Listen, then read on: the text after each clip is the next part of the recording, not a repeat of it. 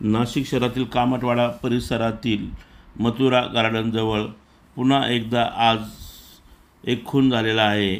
एक विधी संघर्षित बालक वय 17 वर्ष याचा 3 ते 4 जणांच्या टोळक्याने डोक्यात फरशी दगड घालून खून केल्याचे समोर आलेले आहे।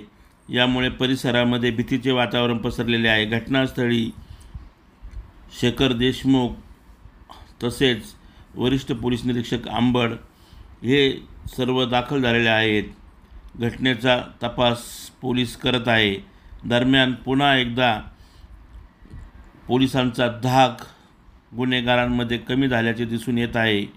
नाशिक जन्मसाठी चंद्रकांत धात्रक, कामतवाडा, DGP नगर 2 येथून।